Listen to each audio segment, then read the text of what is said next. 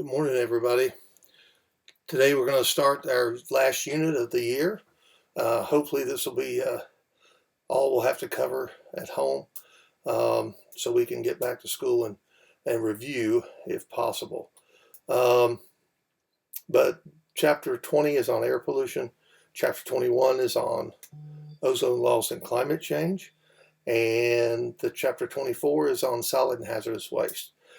What I plan on doing is I plan on dividing these chapters up into about 15-minute segments. So I'm going to try to go through the chapters quickly. So I probably won't go as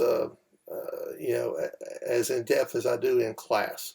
So buckle your seatbelt and let's get through this and take care of this over the next couple weeks. All right. So the case study in this chapter is on lichens, and so when you think about air pollution, you think about lichens. When you think about water pollution, we think about E. coli. And so lichens, as we learned in an earlier unit, are a mutualistic relationship between a fungus and an algae. And the algae provides some of the food for the fungus, and they're very susceptible to air pollutants. And so they're a great indicator species for air quality because as they die off, that gives us an indication that the air quality is changing and not for the good. All right, so first thing we're going to talk about the atmosphere and the layers of the atmosphere. This is not difficult to do. It's something you probably have had it before, but our atmosphere and gravity holding our atmosphere around us allows life to exist as we know it. The closer you get to the surface of the earth, the higher the density of the air, the greater the concentration the greater the amount of oxygen per unit area we see. As we increase in altitude, we see the density of oxygen decrease. And so we often talk about, like the book Into Thin Air, climbing Mount Everest in 1996. So about 75 to 80% of the Earth's air mass is found in the troposphere. And this is where we live. And we've learned the troposphere, and we've mentioned the troposphere as well as the stratosphere already this year. But the troposphere is the most dense layer. If the Earth were an apple, the skin of the apple would be our atmosphere. The troposphere extends from sea level to about 11 miles above sea level at the equator, and as you get toward the poles, it pinches in a little, and so it's only about 5 miles above the poles. And so 99% of the atmospheric gases in the atmosphere are made up of 78% nitrogen, N2 with a triple bond, and 21% oxygen. And there are varying percentages of water vapor and things like that at any one time, at any one place. But basically, the overall percentage of that remaining 1% is going to be consisted of water vapor, argon, carbon dioxide, and many other gases. And most of that 1% actually is argon. Look at number 3. It's the troposphere that is responsible for our short-term weather and long-term climate. The next layer up from 11 to about 30 miles above the Earth's surface is the stratosphere. And the stratosphere is important to us because this is where we find what all of us have heard of, the ozone layer. Okay. Now we're going to have to talk about ozone in 2 different ways in this unit. We're going to talk about ozone in terms of its ability to protect us from UV radiation, but we're also going to talk about the formation of ozone in the troposphere, which ends up becoming an air pollutant that can be damaging to lungs. It can be damaging to plants. And so we'll be talking about ozone being good up high and bad down low. Take a look at this little equation. This equation is shown up on the exam before. And if you look at it, you have 3 diatomic oxygens, 3 O2s. And in the presence of ultraviolet radiation, you end up with 2 O3s. O3 is ozone. We'll look at more at the formation and destruction of ozone. Ozone is in the stratosphere. Think of it like this. The ozone is basically in part of the stratosphere. Ozone is sort of thicker in one place more so than others, and so the UV radiation is constantly breaking down ozone, and then the ozone's reforming. And so you'll see at any one time the ozone may be a little thinner, and then it may be a little thicker. And the more UV radiation, the more destruction. And we'll find out that there are certain gases that we humans, or the best way to say it is anthropogenic um, uh, uh, gases that we release in the atmosphere, have the ability to degrade ozone faster than it can reform. And that's when we talk about the ozone hole or the ozone thinning. But it's this ozone layer in the stratosphere that protect us from about 95% of the sun's harmful UV radiation. And that's an important thing, because when you think about UV radiation, you think about skin cancer, you think about plant damage, respiratory, not respiratory for UV, but we worry about incidence of cancer, cataracts, damage to our immune system. So, and there is, of course, evidence that's been well documented that the good ozone has been going down in the stratosphere and the bad ozone has been going up in the troposphere. One of the things here that you need to look at is you need to definitely look at how the atmosphere is divided. And so what you'll see here that we start at ground level, and you'll notice that as we go up in altitude, we notice that the temperature drops. If you drive from here to Boone, the temperature usually goes down. But once you get up to about 11 miles in the atmosphere, you're going to start to see a change. And then it's going to reverse, and then it's going to cool, and then it's going to warm, and then it's going to cool. And so what we have here is we have the troposphere here, okay? Then there's a little place right here where you get a stabilization of temperature. And this is called the tropopause. And this is where we're going to see a reversal. Then you go through the stratosphere, and then you have another place where it stabilizes. And that's called the stratopause. And then it decreases again until you get here, and that's called the mesopause. And then this top layer is called the thermosphere. Now, in middle school, you may have learned the thermosphere is two layers, being the ionosphere, where we see the northern lights, and then the exosphere. But you definitely need to know this. And if you look at this, it almost looks like a kind of an epsilon, if you will. And so this is very important. Remember, most of our weather, all of our weather and climate, basically troposphere. Okay, the ozone layer sort of resides in the bottom part of the stratosphere. Okay. Now, again, if you look at this slide right here, this is basically showing how we have more stratospheric ozone in the stratosphere, less ozone in the troposphere, of course. But notice that this right close to the Earth, we call it photochemical ozone. Photo meaning light, and so there's a reaction between certain air pollutants and UV radiation, sunlight, that create this ground level ozone, and that's bad. All right, here's another picture right here. This, I usually would give you this as a handout, and you would have to fill in this part up here. So please make sure that you write this in your notes right here. Contains 90% of the ozone, beneficial shields of UV radiation. You can read that yourself. Now, again, current issues with the stratospheric ozone layer, we often refer to this as the ozone hole over Antarctica. And so each year as the sunlight returns during their spring and summer, which will be our fall and winter, this is when more light hits. And when the light hits, that's when the destruction of ozone occurs. All right, so let's take a look here. When you talk about outdoor air pollutants, okay, there are basically three places we get air pollutants, okay? We get them from natural sources, human sources, and mobile sources, okay, which would be human as well, or stationary, I should say stationary, mobile, and natural, okay? And so a lot of the air pollutants we get come from the burning of fossil fuels. And so we call this anthropogenic, human generated, okay? And so you look at the definition right here, you'll see chemicals in the atmosphere, concentrations high enough to affect climate, materials, and health, or what constitute air pollution. I put this up here from a different textbook right here. And if you'll look, these are some natural sources of air pollution and the specific type of pollutants.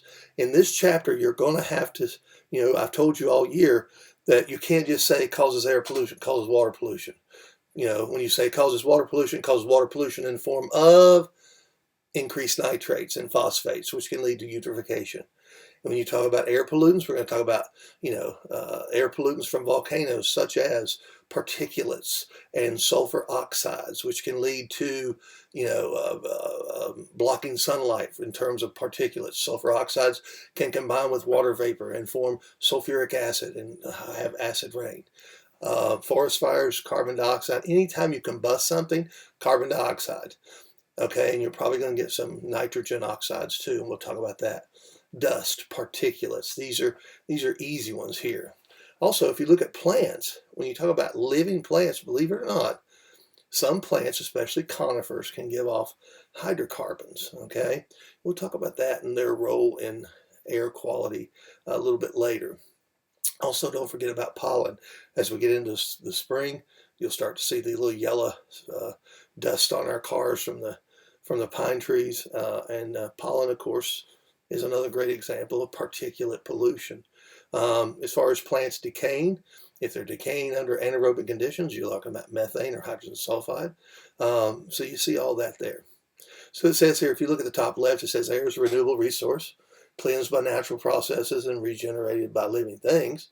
This global resource is used by many, protected by few. And so the air is another great example of tragedy of the commons. So, all right, if you look at the bottom, it says increased use of fossil fuels and greatly increase the amount of air pollution, especially in urban areas where people, cars, and industry concentrate. All right, outdoor air pollutants are divided into two categories, and this is important. You have primary pollutants, you have secondary pollutants, okay? Primary pollutants are those that we release directly into the atmosphere, while secondary air pollutants are formed from the interaction with each other or with other air pollutants to form new pollutants, okay? And we're going to talk about the difference between primary and secondary, okay? Primary released into the air directly. Secondary pollutants form when primary pollutants interact with one another or with the air to form new pollutants, or we could say with sunlight, okay? We generally see cities with higher pollution levels than the countryside. We also will talk about indoor air pollution in this as well. Look at number 7. Air pollution is classified as a high-risk human health problem. The World Health Organization says 1 in 6 people live where air is unhealthy to breathe. You may or may not know it, but Forsyth County is one of those counties that monitors the air quality because it has traditionally had, not the best air quality.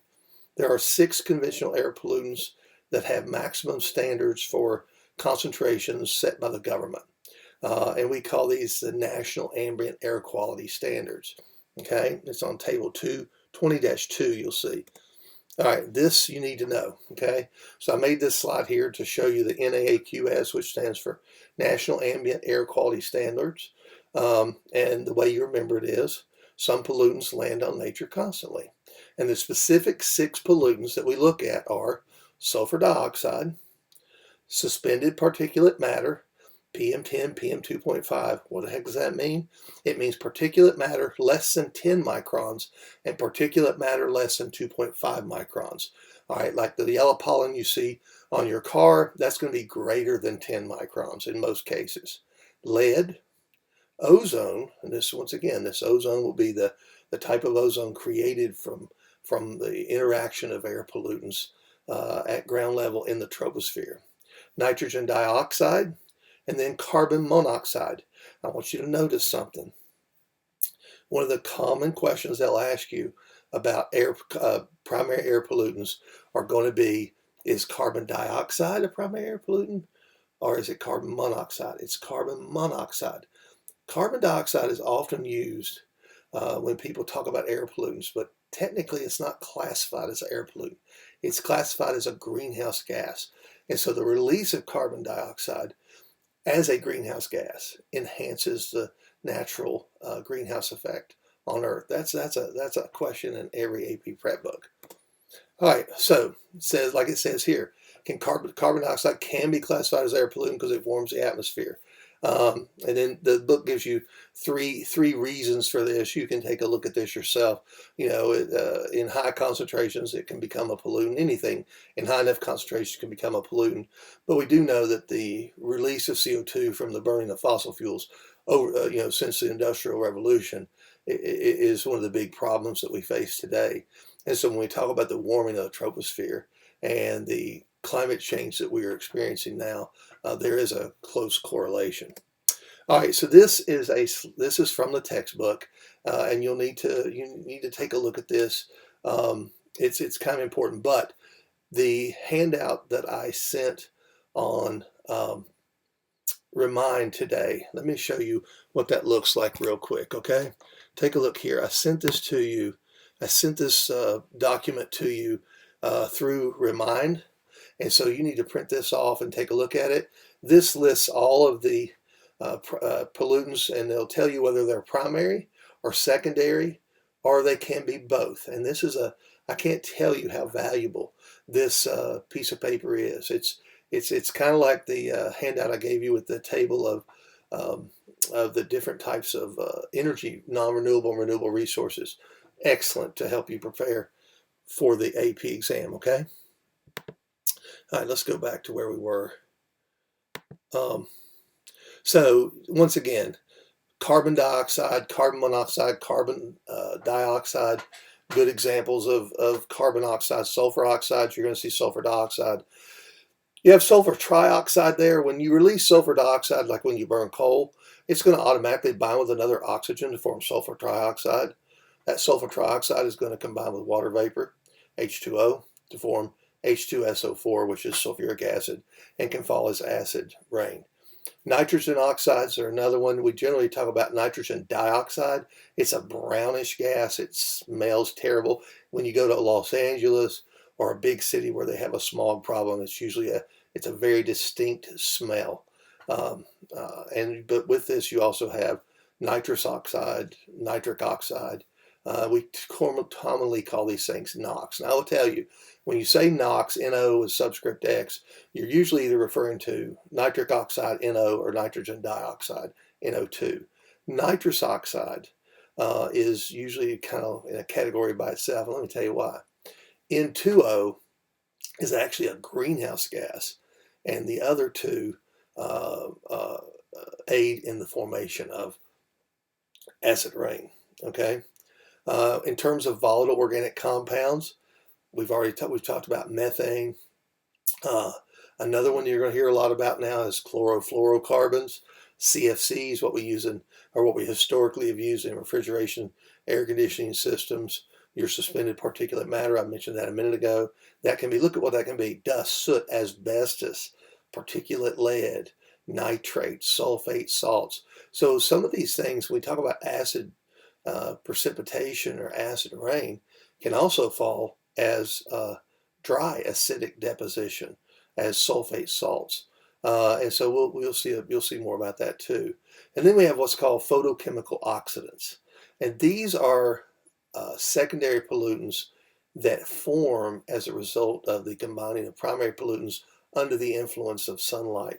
And so we have ozone, we have something we call PANs, peroxyacyl nitrates, hydrogen peroxide, believe it or not, and then aldehydes, like forms of formaldehyde, can form as secondary pollutants. So they call them photochemical oxidants simply because they formed under the influence of sunlight. We have radioactive material. The most common we talk about in air pollution is radon-222, which is a decay product of uranium-238. We have other hazardous air pollutants. I notice I put formaldehyde and carbon tetrachloride in this as well. Now, this is a great slide right here because it sort of sums up everything that we talked about here. So we have pollution from natural sources, stationary sources, and mobile sources. So take a look particularly at what you need to know these molecular formulas: CO, carbon monoxide; CO2, carbon dioxide; SO2, sulfur dioxide, nitric oxide, NO2, nitrogen dioxide, hydrocarbons. When you burn the gasoline in your car, not all of it combusts. And so you have hydrocarbons that are released as well. And these hydrocarbons can get in the air and react with other things. So you notice we have the primary pollutants with particulates. They can get into the air, interact with each other, and then they can form things like SO3, H2SO4, HNO3, nitric acid, sulfuric acid, H2O2, hydrogen peroxide, ozone, PANs, peroxyacyl nitrates, and nitrate and sulfate salts, which can fall as dry deposition.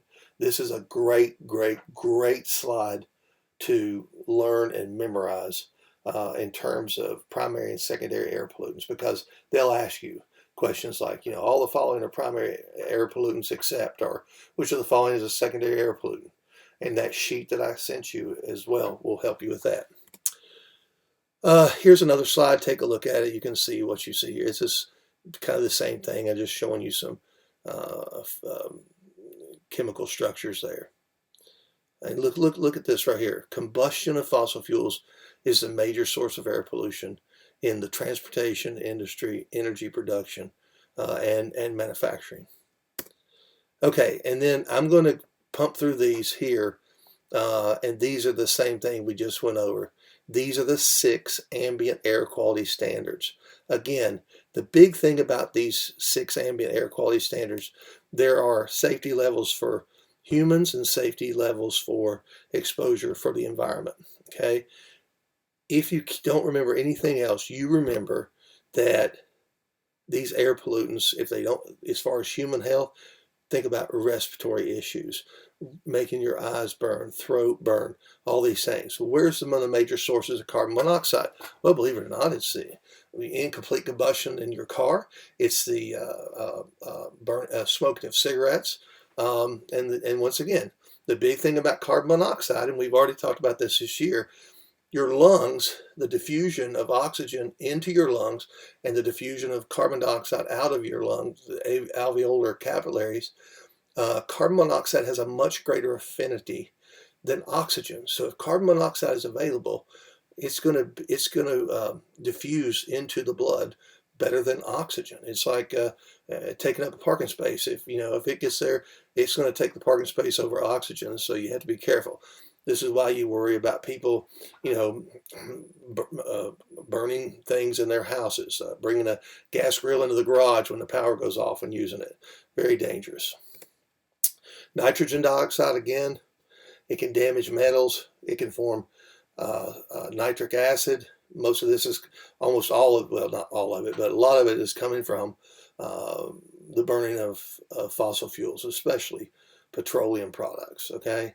And again, lung irritant, acid rain, nitric acid. It has a reddish brown irritant. It has a distinct smell, and I think I have a picture of it to show you.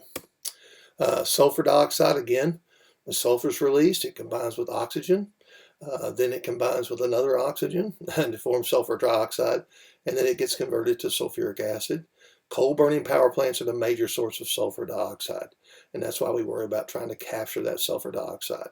Again, breathing problems, reduced visibility. The acid precipitation can damage vegetation and trees, can lower the pH of water. These are things that you should kind of know when we say this. So that's important as well. If you look at suspended particulate matter, like I said before, this is going to be anything from incomplete burning of fossil fuels, releasing soot. They can be large particles, small particles. They can be an aerosol, which is like almost like a particulate, with a water droplet around it. Depending upon how big they are, will determine how long they last in the environment. And so again, the big thing here is that dust, smoke, things like that. Ozone, again, is a secondary air pollutant. Ozone is produced with primary pollutants with the interaction with volatile organic compounds, VOCs, like hydrocarbons from burning gasoline, and also mixing with nitrogen compounds from cars as well.